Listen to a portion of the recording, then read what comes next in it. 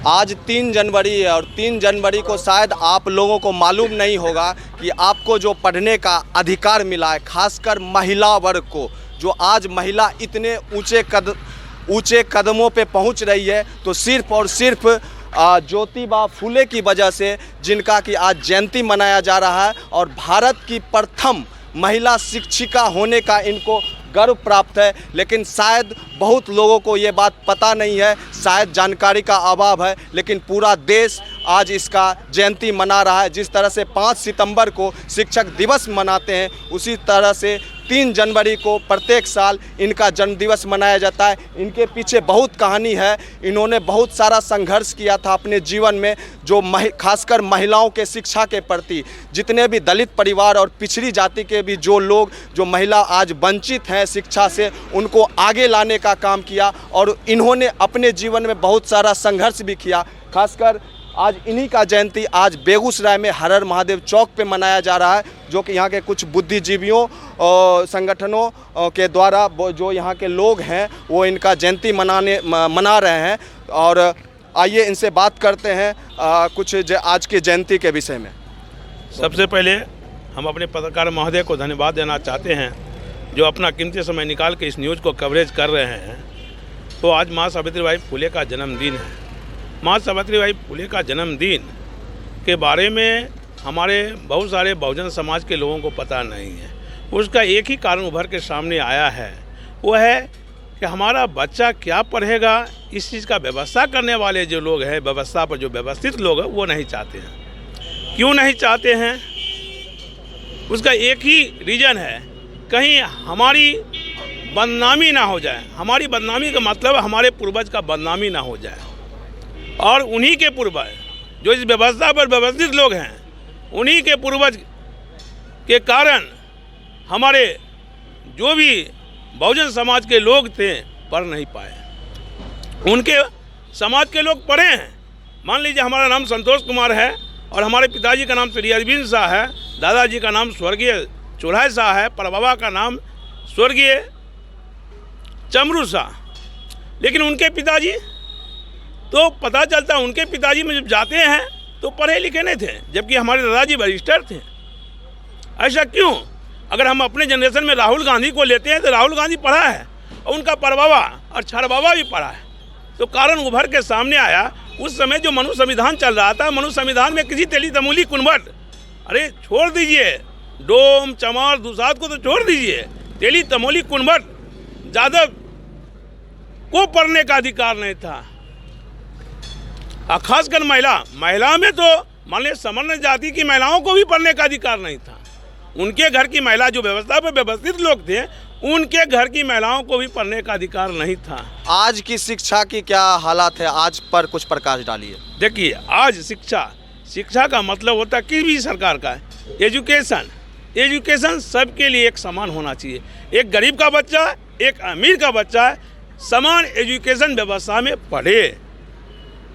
आज का व्यवस्था ऐसी होनी चाहिए। अच्छा, आज जो प्राइवेट स्कूल इतना महंगा फीस हो रहा है, बच्चे खासकर सभी लोग प्राइवेट स्कूल में भेज रहे हैं। हालांकि कुछ हद तक सरकार अब उस तरह से व्यवस्था कर रही है। अभी हाल फिलहाल में टीचर की वैकेंसी भी हुई और बहाल भी किया गया।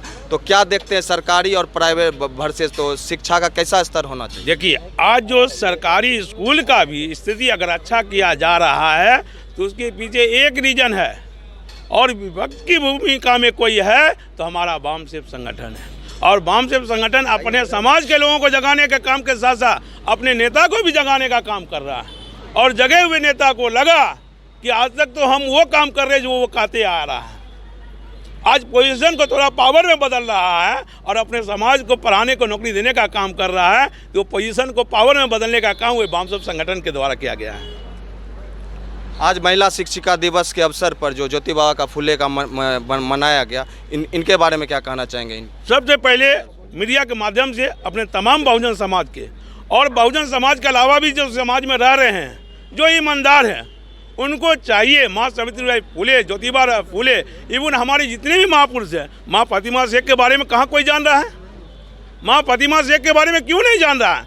उस्मान शेख के बारे में क्यों नहीं जान रहा है? जब ओबीसी समाज के एक फूल बेचने वाला का बेटा बिरह उठाया अपनी पत्नी के द्वारा, अपने समाज को पढ़ाने का काम किया, तो इनके पिताजी ज्योतिबा फुले के पिताजी इनको घर से निकाल दिया। और आपको जानकर आश्चर्य होना चाहिए, जो आज हिंदू मुसलमान का कांड करने चाह रहा है, उस समय हमारे पिता तुल उस्मान शेख और माँ फातिमा शेख ने अपना ज़मीन देकर स्कूल खुलवाया और कंधे से कंधे मिलाकर लोगों को पढ़ाने का काम, लोगों को शिक्षित करने का काम किया। इवन माँ सावित्रीबाई फुले ब्राह्मण घर की बेटी को पढ़ाने का काम किया।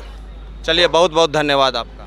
महिला शिक्षिका का ज्योतिबा फुले का जो जन्मदिन मनाया जा रहा है, अभी तक लोगों को जानकारी नहीं थी। सभी लोग शिक्षक दिवस के रूप में जान रहे थे, बहुत शायद कम लोगों को जानकारी थी। और आपने इस तरह से बेगूसराय में आयोजन कर खासकर बेगूसराय के लोगों को एक संदेश दिया है कि उनको बताने की कोशिश की है कि हमारे भारत में भी प्रथम महिला शिक्षक जो जिनको श्रेय जाता है वो ज्योतिबा फुले हैं।